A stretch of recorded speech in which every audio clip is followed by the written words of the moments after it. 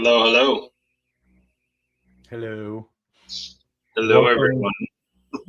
welcome to the interwebs. The interwebs on the YouTubes.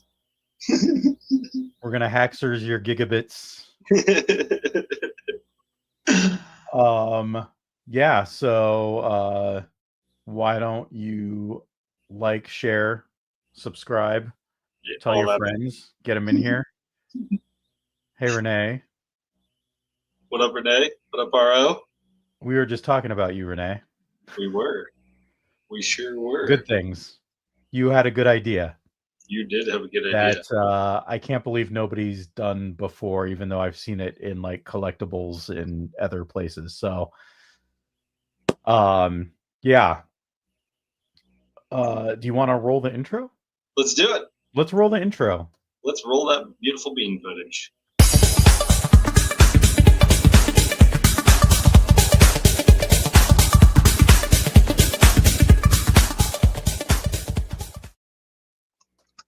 Hey, and we're back. And we're back.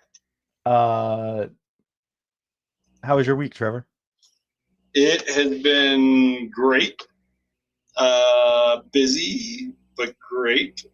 I had some more residuals from the Reptile show, which was nice. Sold two more snakes and a black and white tegu. Nice. So that's pretty sweet as far as reptile stuff goes. Um, I did my first ever breeder loan. We are going for some Pompeys. Nice. So Pompeii Posset G stripes. So that should be interesting. I've checked this out quite a bit. Uh, Interestingly enough, I've spent more time on this than I have on Morph Market this week. So that's cool. Good old reptile ads. Work wise, good. Halloween. We had a Halloween in there, didn't we? We did. We took the boys over to Wash Park. Me and my little brother took my two and his one over at the Wash Park area where they hand out full size candy bars. And I'll just have kept everybody know I hand out full size candy bars. ooh, I buy those mix cases from Costco, oh nice. and I get bags of gummies too because some kids don't like chocolate; they like the gummies. So, Oh, hey, Nikki. what up, Nikki? Uh, Um, how was your week? It was good. We had the Halloween. I generally stay home and hand out candy while my wife takes the kids around Oh, with the neighbors' kids and everybody else. nice. I had a uh, what did I have? I had a Mad Hatter, a Freddy Krueger, and a Plague Doctor. Those were my three. What's a plague doctor? The Raven mask with the like Oh, hat and okay. I thought it was like um, I thought it was like a hazmat suit. Like, yeah, it kind of is. It's kind of like a Victorian hazmat suit looking thing. gotcha, gotcha. Um, Kids made out like bandits. Like Yeah. it, there's not a lot of people trick or treating around our neighborhood, and I think people are surprised when they come to our door and we have like the full size Twix and Kit Kats, and they're like, "Oh my god!" And I do notice, like, especially the parents with really little ones, Mm, the ones that are like, oh, just reach in and grab one, and the kid reaches in and just grabs whatever, and then yeah. the parents that are going like, no, no, no, no, I'll find the one that the kid wants. I'm like, it's the one you want, just say it. Yep. um I kind of have a bonus because Jax is allergic to peanuts, so and is Strummer. yeah, Yeah. so I get all the Butterfingers, the Yeah, Snickers, the yeah, yeah. we So I we get have the kids, they sit down at the end of the night in the living room and they dump out their buckets, and everybody trades Strummer for the peanut stuff. oh okay, So he'll trade his sister or his other brother to get rid of his peanut stuff to get other stuff. Work is fucking crazy right now. We are working on 3 products that we want to have out and released by Black Friday. Oh, geez. So things are crazy right now. Lots of meetings. I haven't had time. I've looked at Reptile ads, but I haven't dug deep into it. Gotcha. I did scrape data this morning from Morph Market, Cool. but I have not uploaded it yet. So I'll do that tomorrow morning when I'm upstairs on the computer that does the scraping for me. But yeah, it's been a crazy week, hectic. Day went by really quick though, so that was good. It's always nice. Yeah, looked up and it was like 5 o'clock, and I'm like, oh, okay. Well, let me finish this up and get going. Yeah, you got a deal? Yeah, so I'm going to run a deal this week where I'm going to do, if you buy a snake off the website, not off Morph Market, off the website, theballlabs.com, I will do free shipping. There you go. Any snake. Free shipping. Free! It's free! What about you? You got a deal? Yeah, I do. I have another group deal. Okay. Similar to last week where I had the 1-2 clown project stuff or the hypo clown project stuff. I have a dreamsicle group. It's a 0.4, so it's 4 females. Oh, wow. It's 2 female mystic double het lavpides and 2 fire double het lavpides. They're all about 230 to 250 grams. All 4 of them for $350 shipped. That's a deal. You heard it here first. Message me on Instagram at Critical Hit Exotics and get hooked up, and I'll get it out before Black Friday and shipping takes a shit. And nobody should be shipping anything. Yeah. So let me know. Welcome, Smiley Heart Exotics. Is that from the avatar? Is that Mitzi? Yeah, it is Mitzi. Yeah. Okay, just a different @ Yeah. And then Mile High Scale Shack. Welcome. Anybody over on Instagram? Instagram. We got KG. Come on over to YouTube, KG. Macomorphs, Scott's, Scale Shack. I think that's it. Yep. Sweet. That's okay. Double dip all you want. All you want. We'll take that's the viewership. That is. Other thing that I did during the week was I filled out the Colorado Parks and Wildlife Survey. Nice.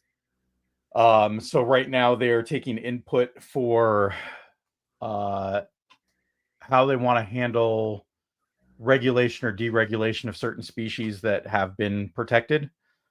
So basically in Colorado, anything that's native, they have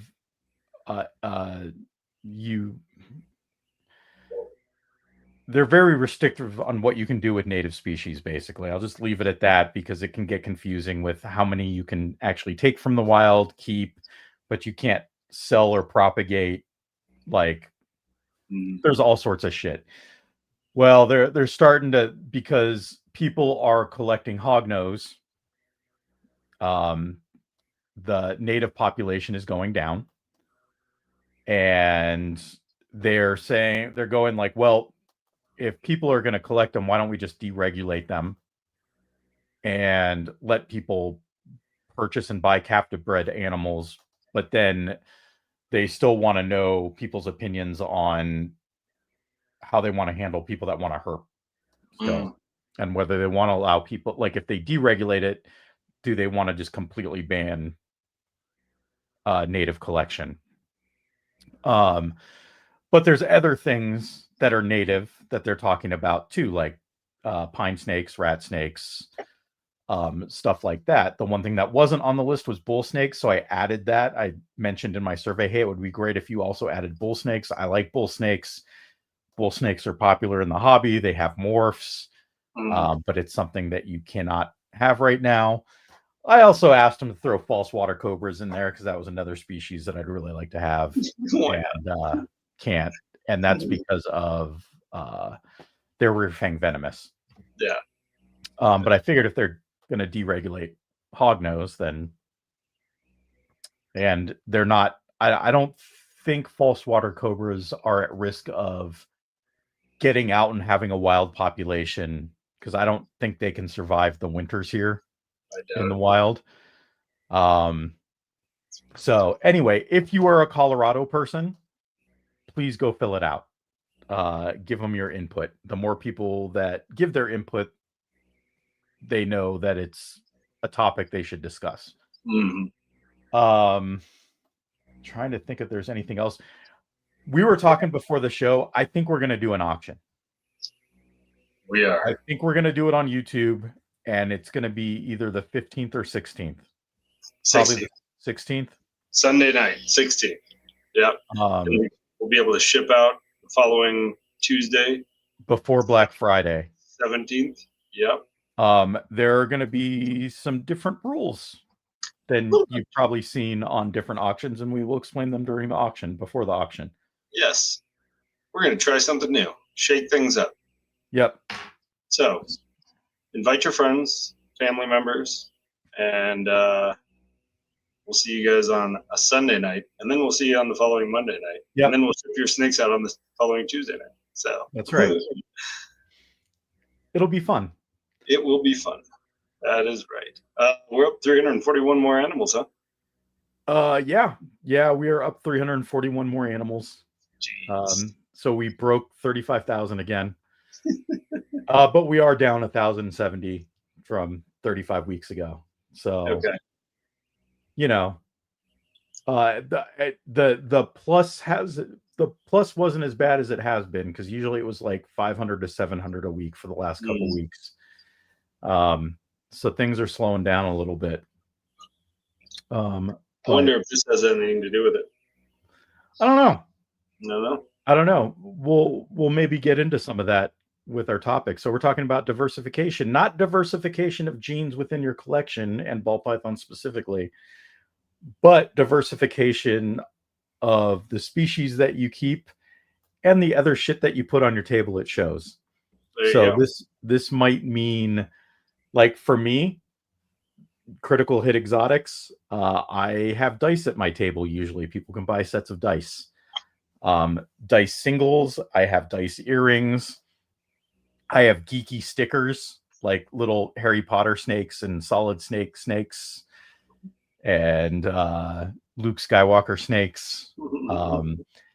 So like you can diversify without keeping other species as well, is what I'm saying. To start this off, I think as ball python breeders, you probably are not surprised to know that ball pythons take up a lot of the animals on Morph Market. So right now, what's up, KG? What up? We are sitting at over 35,000 animals on Morph Market. That's not counting all the animals that from people that don't have Morph Market accounts, wholesalers that sell to Petco, PetSmart, and all the big box retailers. People that are just lazy and don't update Morph Market all the time and had all their clutches and they're just waiting until they're big enough to throw. Yeah, that's me. None of my 2025 stuff is on Morph Market right now. I have about twice as much, which isn't a lot. Like, I'm a piss in the bucket compared to what's up there. But I think the surprising thing is total, there are only 77,000 ads on Morph Market, period. So 46% of the ads on Morph Market, between all the species and all the things they carry, because they also have plants and aquatics, if you didn't know, are ball pythons. In fact, there's only about 10 other species that have over 1,000 listings. Total. So all the people out there in the interwebs world, what do you think is number 2? Anybody want to drop it in chat? What do you think is the second species on the list next to ball pythons? 35,000 for ball pythons. Don't cheat. Don't go to Morph Market.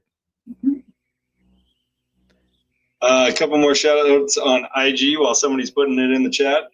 We got Tim. Simon T is on IG. Professor Pythons is on IG. Renee is on IG and YouTube. Yeah. Renee, it is not Hognose.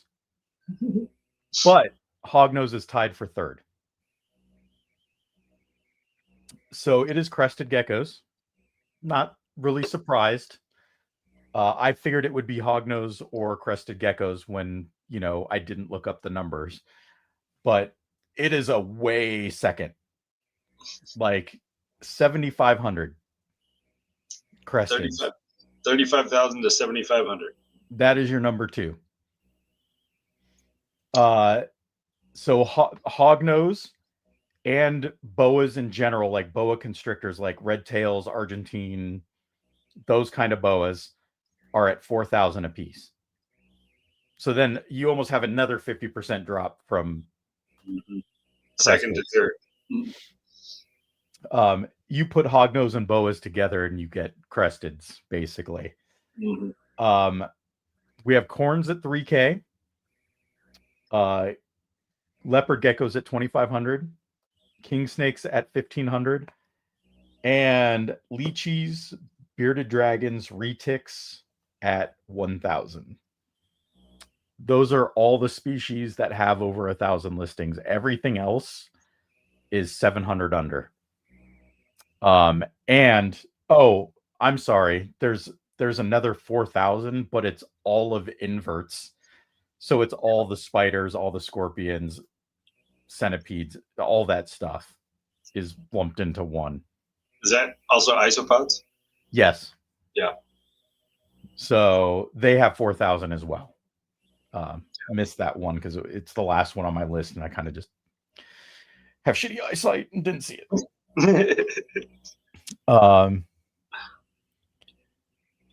Sure, but there's like corn snakes have a lot of morphs. Yeah. Like there's a lot of like hognose have a lot of morphs. But I think hognose, if you go to, because Colorado's talking about doing hognoses now, so I have looked into them. If you go and filter by morphs in their Morphopedia, there's only like 10 genes. So if anybody would like to tell me what a storm cloud is, I cannot figure it out. But apparently the auction that I was watching, those things go for $1,500 to $2,000, and those are pretty awesome. So I don't know how all that hognose stuff works yet, but I'm gonna find out. Yeah, and like I do think the number of morphs drives that up because there's a lot of things that are going to drive it up. They're fucking easy as shit to keep and maintain husbandry. Yeah. Like ball pythons are easy. Yeah. You don't need anything crazy for them. You don't have brumation. You don't have like all sorts of other shit that they need. There's obviously a ton of morphs. So there's something for everybody. There's going to be eye candy for everybody. Mm-hmm. And they're not regulated anywhere. Like it's not like another good thing about diversification is just like one of the hard things here in Colorado, and I'm sure people have noticed it when they go to the shows, is it's the same shit. Mm-hmm. There isn't a lot of diversification. It's because our location, we have a lot of native species that, we may have a couple specific rat snakes, but they regulate all rat snakes because of it. Right. So it's tough. And then at the shows, you end up not seeing a lot of variety. So like when you go to the shows here, it's lychees, cresteds, balls, inverts.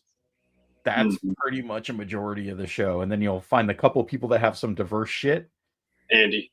Yeah. And that's kind of it. Mhm. Um, so actually the deregulation stuff will be great for diversification at the shows Yeah. because it's more vendors that can come to the shows. It's more interesting things that people can see and interact with and go like, actually, I really like that. Mhm.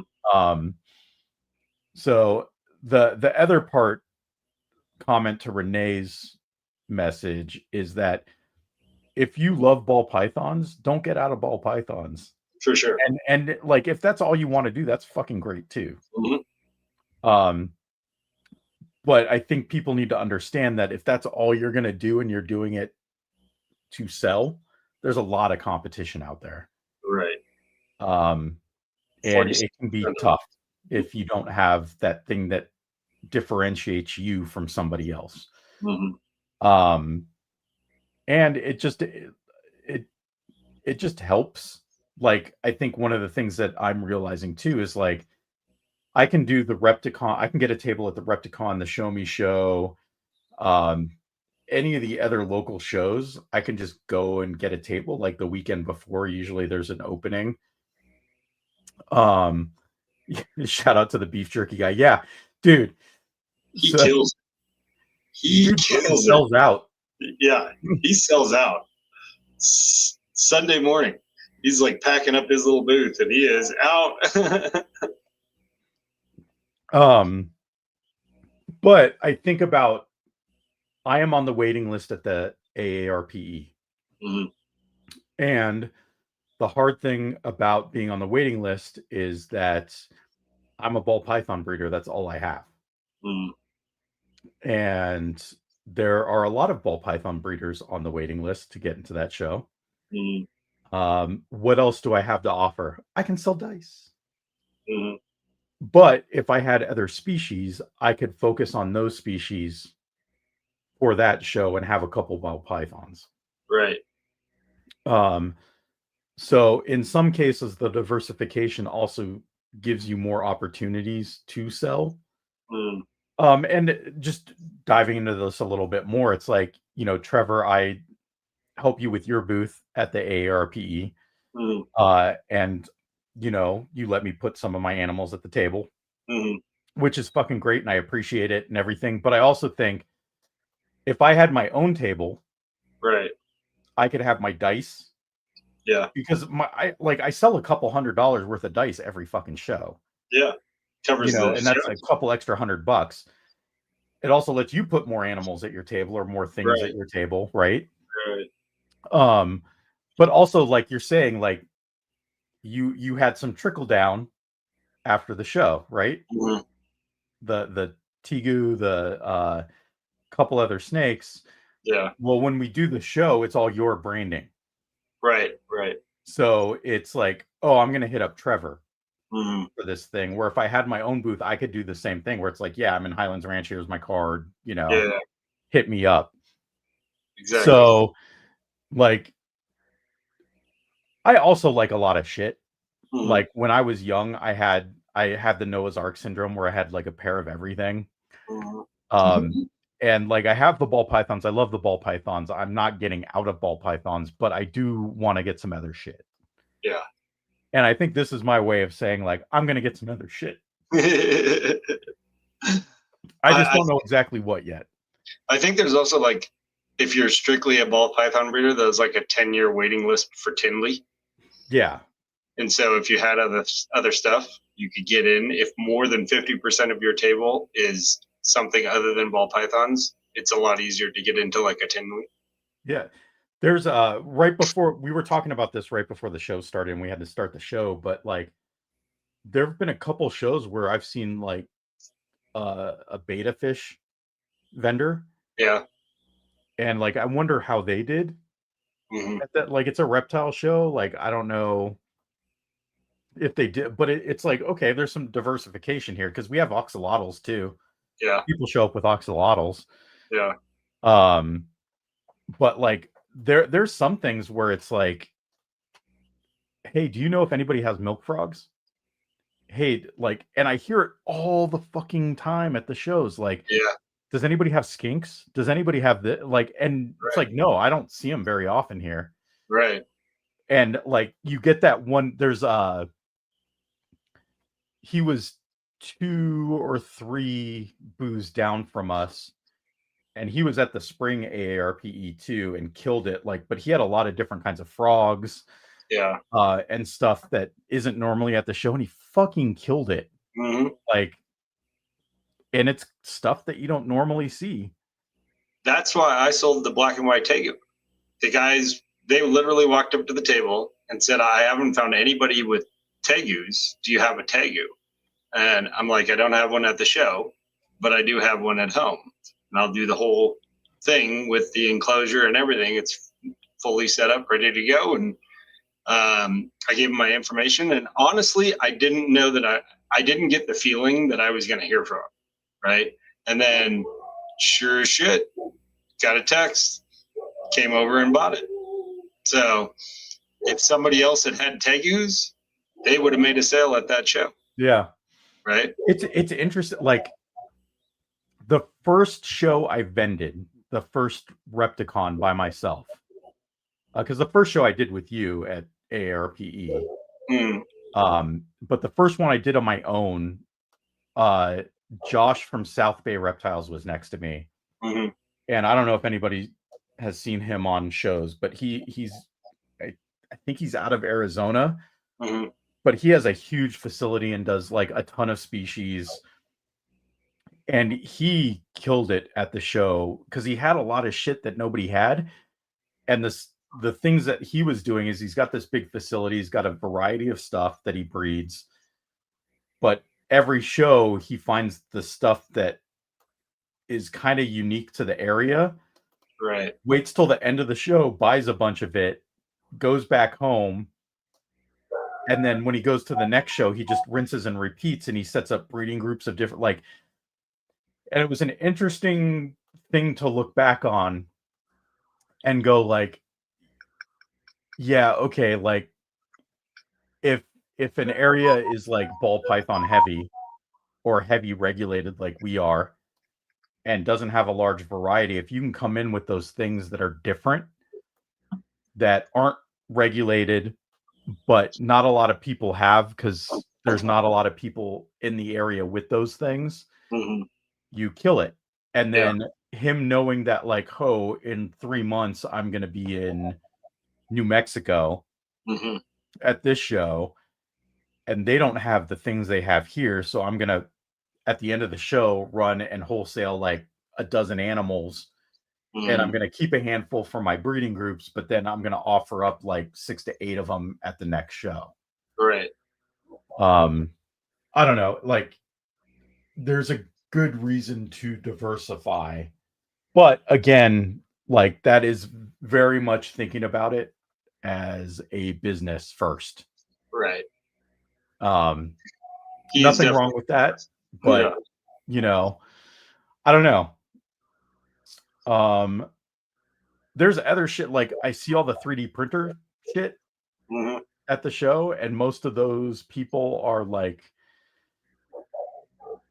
I don't mind it.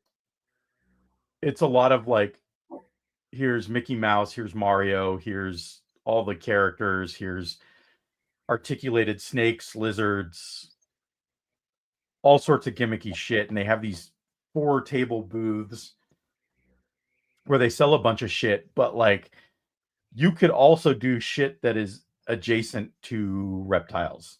Yeah. Like, you could 3D print water dishes. You can Mm-hmm. 3D print egg tubes for geckos, Mm-hmm. food dishes for geckos, egg trays for incubation.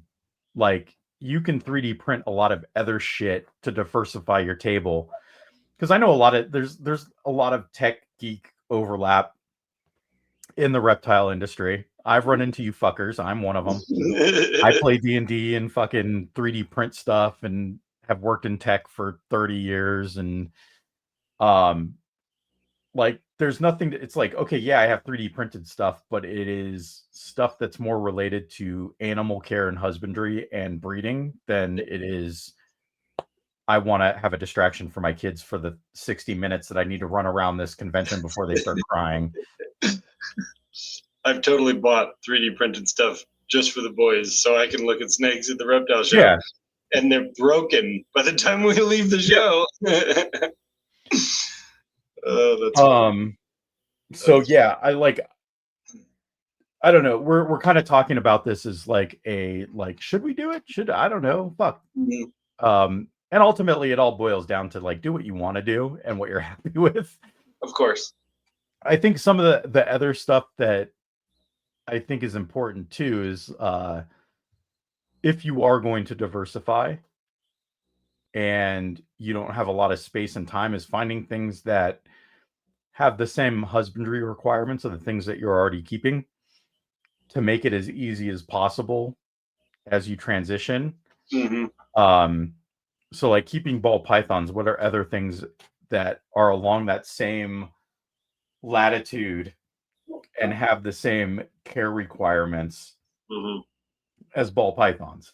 Right. Or at least like same temps or humidity, even if you do a more tropical setup for them. So it's like you don't want to be keeping like fucking bearded dragons and dart frogs next to each other, most likely, right? It's not probably not the best idea, but I'm just gonna buy a fucking pet store. Yeah, I mean, like all of us probably would enjoy that and not make any money and go out of business in a couple years. So like for me, like I'm looking at like I have all ball pythons right now. I have some micro geckos. I got into micro geckos. My wife's actually into the micro geckos too. We have to sit down and think, do we want to expand this or not? Because we got a couple different kinds. And we've gotten some eggs and we've gotten some babies. But she also really wants to do she wants to decorate the enclosures and sell them all like an all-in-one, like, you know, you get the decorated enclosure pair of morning geckos for like $150. Something along that lines, but like maybe it's some ashy geckos or day geckos or whatever. But she wants to do the plants and the decorations and everything too along with it, which I think is cool. Like, you know, especially with a lot of us that work from home now, and you can have a little desk pet.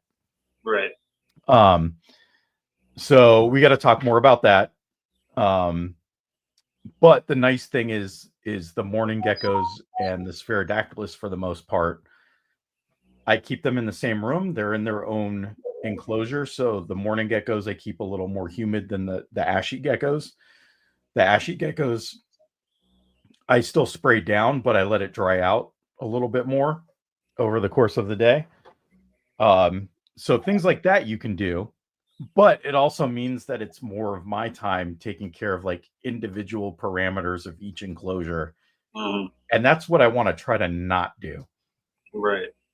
So, you know, and I think if I had the whole basement and I could just go, this room is my tropical room, this room is the hot room, this room is, you know, and not hot as in like venomous, but hot as in like bearded dragons and monitors and shit.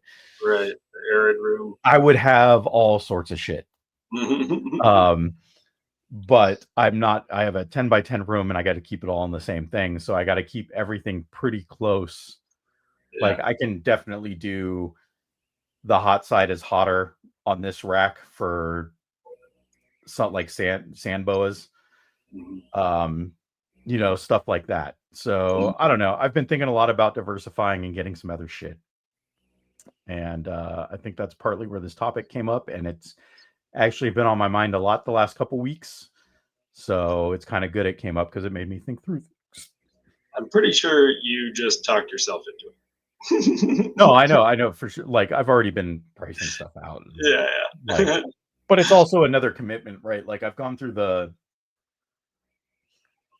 3 years of building up hatchlings to breeding animals, ball pythons, because I wanted to go through the whole process, not just buy breeder animals.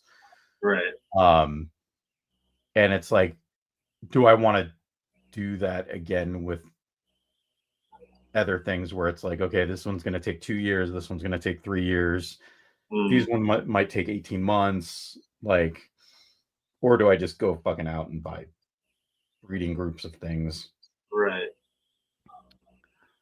But yeah.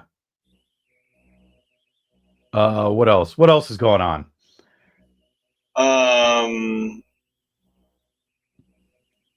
Well, I think you covered most of the stuff I had on my notes too. The other thing to think about is making sure that things incubate at around the same temperature, or you need multiple incubators. Multiple incubators, yeah. Or if they give live birth. I think one of the things that we should stress, though, is the fact of, if you're going to diversify into other species and make it successful, stretching yourself too thin, right? Yeah. You know, like the saying goes, to be rich, you have to have 7 streams of income. But the reality is, if you perfect one, you'll do much better, right? And so, sounds like you're reading Hormozy shit. Oh, I love Hormozy. Yeah, I'm on $100 million money models. Anyway, I agree that diversifying is a positive, right? And I have ball pythons, obviously, and I have carpet pythons. I'm going to let go of the boas. Anything that's live litter, I think I'm going to let go of, and I'm just going to stick to the. And even then, I go back and forth on the carpet pythons, even though I absolutely love them, right? The thing about the carpet pythons is they're 25 to a clutch, which is enormous. And if I have, multiple clutches in a year, I have to buy multiple more hatchling racks just for the carpet pythons. I'm obviously Ball Labs and not known for carpet pythons, right? Only some people know me as, my inner circle knows I have carpet pythons also. So straying from my brand, also what I'm known for, can be a tough vertical, right? To start up. So think about that if you're thinking about diversifying. Think about how much it's going to stretch you thin, right? Dipping your toes in, finding market demand, looking at the ROI, the time it takes, a lot of the different factors that go into bringing in a new species before you make a jump. Make a very educated decision, right, to make a new jump. The nice thing about us being here in Colorado and not having a lot of diversity is any move that we make will increase diversity at these shows. And it'll be huge for the people attending the shows because, as you said, there's not a lot of diversity. We go to all the shows. We know all the vendors. It's always all the same vendors at these shows, all selling the same stuff. And that's, it works out great. But I think on the patron side, it would be nice for them to see more diversity, right? I think that's one of the reasons why the ARPE is so successful also, is because it's not just another reptile show. It pulls in a whole market of people that love plants. And then they just happen to walk by the tables and they see reptiles. I can't keep plants to save my fucking life, right? I have one lily thing in the kitchen and it looks half dead and I water it. I'm just not a plant person, right? And so I would have a tough time going and adding plants onto my table because I can't. You just need the phone app where you take the picture that tells you to piss in it. Yeah. So like, what's this hole in this leaf? What does this mean? Yeah. That would be tough for me, right? But I've known carpets for a long time, right? And that was my first snake ever. So me having carpets on the table gets a little bit of diversity, and it gets a little more diversity into the shows, right? And so I love the carpets. That's the tough part about having the carpets compared to ball pythons is in the same space that I can have 14 breeder carpets, I can have 80 ball python breeder ball pythons, right? And that's really tough, right? Yeah. I mean, I thought it was interesting. Again, this was something we were talking about before we started the show, was that, Berms isn't on this list for a number of animals available, and they have huge clutches. Huge. And it makes me wonder if, like, are retic and berm breeders just better at selecting a minimal amount of clutches every year to maintain, like, this is all I know I can sell? Or are there other marketplaces that we don't know about? Like, ball python breeders in general, like, everybody's morph market, everybody's selling on morph market. Do other reptile breeders know about shit we don't know about? Like, because I know there was king snake. Actually, that was a big news item. I guess somebody bought king snake. Oh, really? Yeah, and they're gonna fucking keep it going. Really? Because they made the announcement last week or 2 weeks ago that they were shutting down. Okay. I guess somebody bought it. So that was interesting. Yeah, interesting. But it makes me wonder if there are other places that people are selling shit that we just don't know about yet. Because I definitely know, like, there are other websites to sell animals on. And I definitely know there's one specifically that people go to sell venomous. That is, I think, the only one that allows venomous sales. Right. But most of the other ones are pretty small. Like, when I look at, like, number of animals total, it's not many. It's maybe 1,000 total, right? Right. So I just, like, maybe I'm not fucking searching hard enough. And there's other places we could be selling. Could be. Anyway, so other shit. What up, Leica? What's up, man? We actually had starter kits at the show. We did. So $40 for, the hefty container with some heat tape, a hide, thermostat, everything you needed to get started, except a water dish and substrate. Right. Those are things I think that are good for people that they really want to get an animal and are just, like, overwhelmed by, like, all the different information people are going to give them to what you need to get to start, right? Yeah. So, like, I don't know if anybody remembers, but months ago I talked about the local word of mouth group in my city. There was a lady freaking out because her ball python wasn't eating. The ball python was just going into shed, and she was freaking out about it. But the place she was going to get info kept selling her more stuff. So multiple enclosures. Oh, you need like 10 inches of substrate in this thing. So you need this huge enclosure for it. Oh, you need to keep it at like 100% humidity. So, like, she has tinfoil all thing. Like, they just kept selling her stuff. Yeah. And, like, I could see she had a guest bedroom where she had the terrarium, but she had like 3 terrariums of different sizes, like stacks of different substrates, like, and they just kept selling her shit. Yeah. So I can see how a person would be like, I don't know what to fucking do, because every website tells me to do something different. I go to the pet store, they tell me something different. Yeah. I come to the show, all the breeders are telling me something different. I like, and good on those people that are like, I don't want to get the snake until I have everything. But I think that's an easy, like, diversification at your booth to have that is relatively inexpensive, and say, like, hey, if you really want to get a snake, I have a starter kit for you. Yep. And this is all you need.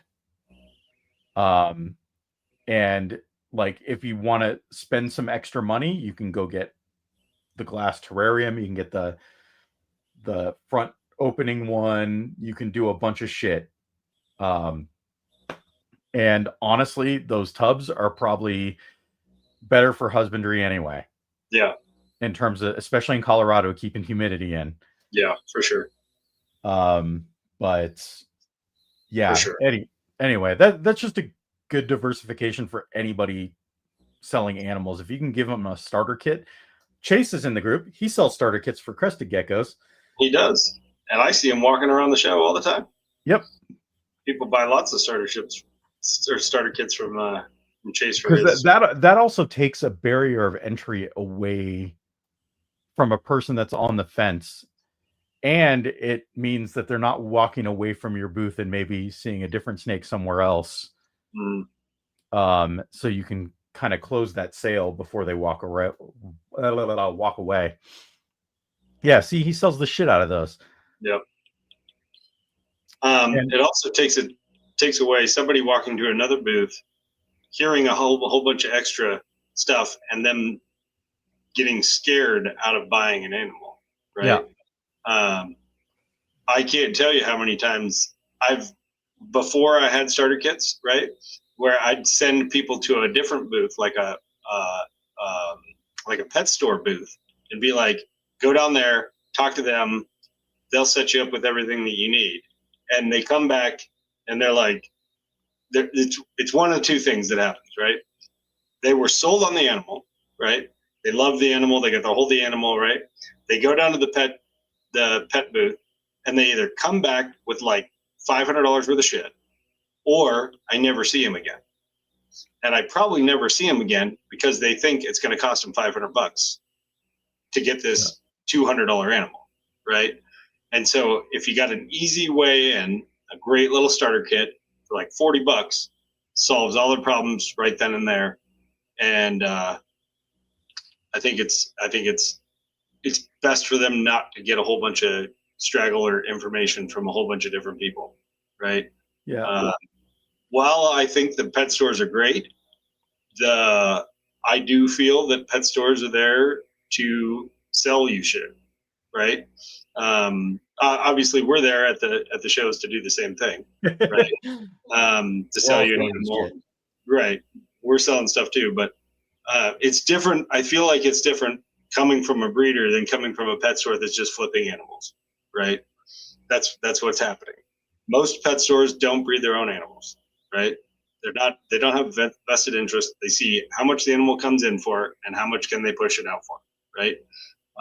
So I think it's a little different when it's coming from a breeder who bred the animal, has taken care of the animal since it was born, has a vested interest in the animal. And then, like, I give people my cell phone number and they hit me up with questions about the animals afterwards. I'm sure they could go do the same thing at the pet store. They're going to talk to each employee and get different information from each employee, because some of those employees worked at 7-Eleven the day before. So who knows, right? But I think that's a better route to go. And I have a lot of people that come see me at the shows every time. They come back and they see me, right? And I love that. I build relationships with them, right? Whether I sell them an animal at the second or third show or whatever, right? Or ever selling them an animal again, I'm still liking building a relationship with those people and seeing their progress. And if they decide they want to move into breeding, I'm all for that, and I'm all for helping them go that route, whether they buy from me or not. Yeah, actually, Chase, since you are here and you have the starter kits, do you price your starter kits with a profit, or do you just price them at break even? I'm kind of curious because KG asked about like people that just come over and buy the temp tub or the starter kit from you and don't buy an animal. And for me, I would say, like, as long as I've priced it at break even, I don't really care, because I'll give them a card and tell them to call me if they need anything. And I might be able to sell them a snake later. Okay. Word. I think that's a great idea. which is also why I had a 11 p.m. conference with a manufacturer in China, and may go that route into some acrylic enclosures. We've been talking about that, and now they have definitely been messaging me to get me to move forward. So we'll see how that goes and what all pans out of that. But I think I think diversifying into temp enclosures is a great way to go. A great way to go. Sense that I continue. Yeah, I mean, we've talked about the acrylic stuff, you and I at least. I price 100 and that puts 40-50 profit. There you go. Yeah, and I think it's just going to depend on the different stuff. And like, honestly, like you could probably get those prices down for like if you buy wholesale, like buy in bulk. It might actually be, I don't know, like some of those acrylic enclosures, like if you buy a certain number of them might be cheaper than some of the other stuff. But yeah. Anything else on diversification? Start small, test the market, protect your brand voice. If you do, keep records of ROI, track cost, time investment, returns, so you can decide if that's something you want to expand or not. Talked about the different products.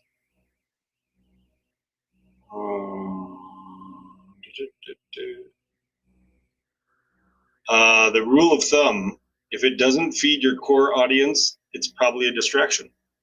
Yep. Actually, that like Chase and KG, actually one of the things on my board, it's actually right here. This writing right here actually says brochure care guide. And it's something that I want to make and print out like a trifold thing that I can hand out to people that either buy an animal or are just interested in ball pythons.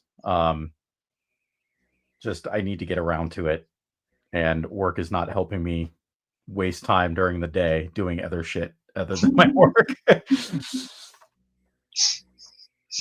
So that's what.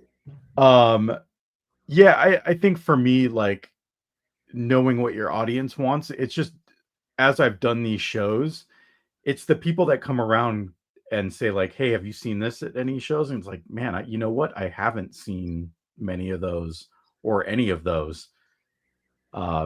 So, and going like, you know, I had those as a kid or as a teenager, and I would love to get some of those again. And going like, maybe I'll get some of those again because I never see anybody with them at the shows. Mm-hmm. So, all right, so here's a good question. Yes. Diversifying species without breeding them. Just having them as pets? No. Being a reseller for somebody else. Oh. Yeah, I don't know.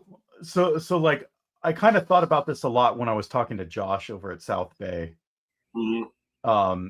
Because like one of his big things, it was I don't buy anything I don't breed. Okay. He's all like, I have breeding programs for all this, and what he does is he'll buy from somebody wholesale, and really he's after like the 2 or 3 animals that he wants to put into his breeding projects. Sure. But he's getting a bunch of others knowing that I can bring these to shows in other places and sell them. But his number one rule, he said, was that he doesn't buy anything he doesn't breed himself. Okay. And I thought that was good. Yeah. Like, just because, like, if you have raised them up and are breeding them, you know how to take care of them, and you can answer questions for people. Right. The last thing I want to see is people that just are wholesaling and flipping animals, but they don't actually know what it takes to take care of the animals, so they Sure. can't really give people information. That's the same as going to Petco or PetSmart. Right. Like, you see the animal, they have the little brochure, you can take the little brochure that's probably wrong. The employee doesn't know shit. At least most of them. I'm not going to say all of them, because there are actually, I've been to some PetSmarts where actually that were very reptile centric, and they knew about the reptiles and took care of them. Where were these? But a majority of them, that is not the case. Yeah. Actually, fuck, is it a Petco or a PetSmart? The one by my house where my daughter goes to School of Rock. Oh. There's 2 employees in there that take care of the reptiles, and they know about all the reptiles. Okay. I've never seen one that had a bad shed, looked underfed Nice. or dehydrated. Like, so, and I have to go in there to get like bloodworms for the oxalotl and like cat food and dog food for the other animals. So I always look at the reptiles. Well, I think that works for Josh, for him, because he also has a large facility. Yeah. Should other people do it? I don't think so, but it was on one of my notes. I think I think it's what you can manage, that also makes sure that you are taking care of the needs of the animals. I mean, we can go back to the Samson problem, right. which is somebody that didn't really give a shit about the animals. He just wanted a lot of shit to sell, and had inhumane conditions for all his animals, or the Jurassic Pets issue. Right. And I'm compassionate to the understanding that, like, you start slow and then it builds up and all of a sudden you are overwhelmed, but you need to be able to know that and be able to rehome the animals at that point. Right. Not just let it fucking deteriorate and go to shit. Yeah. And that's why I think it's like, find the things that have the same husbandry or very, very similar husbandry. One of the other things that we didn't really talk about is like, okay, this thing has the same husbandry, but it's a smaller species. Now I got to find mice. Right. Well, the person I get my rats from doesn't have mice. Now I have to go somewhere else, or like, how does that work? What if, the place that you normally get food doesn't have the things you need? Like, I look at a lot of the micro geckos, and if I really get into micro geckos, it's, I look at the food as the thing that I need to deal with. And I can, you have the mix that you feed them, the liquid food, but a lot of them also, you do fruit flies. Well, right now it's easy because I'll go to the pet store and grab a thing of fruit flies every 2-3 weeks, because I don't have a lot, and I don't like, it's easy, right? But all of a sudden, if I have a hefty rack of 20-30 enclosures with a bunch of different micro geckos in them, right, now I got to start thinking about making my own fruit fly cultures. Yeah. And do I want to do that or not? I just Googled if hognose snakes eat ASFs. Yeah. And that's why you do the research, right? Yep. Well, looks like I'm breeding mice now. Yeah.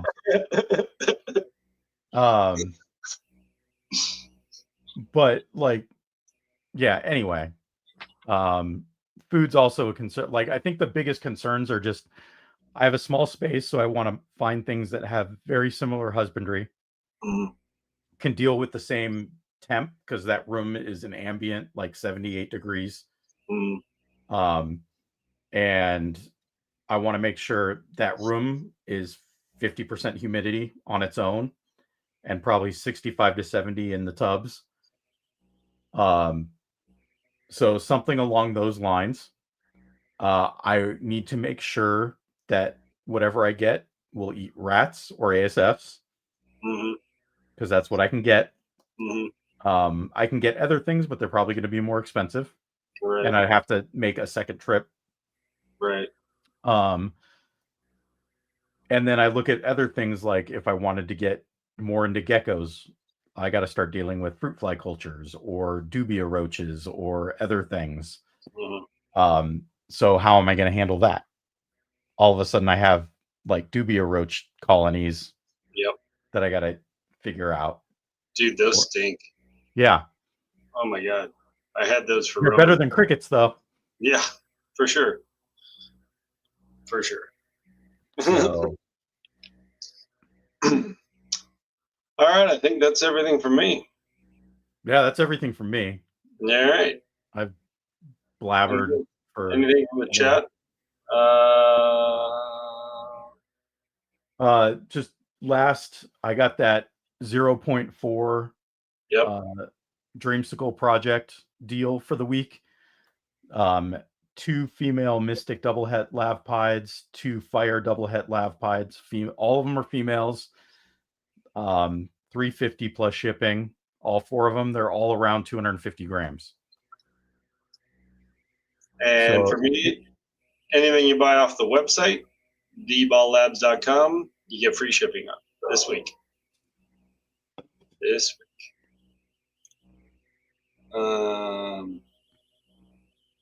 And we're going to run an auction yes, live on YouTube on the 16th. So not this Sunday, but the next Sunday coming up, and it's going to be fun.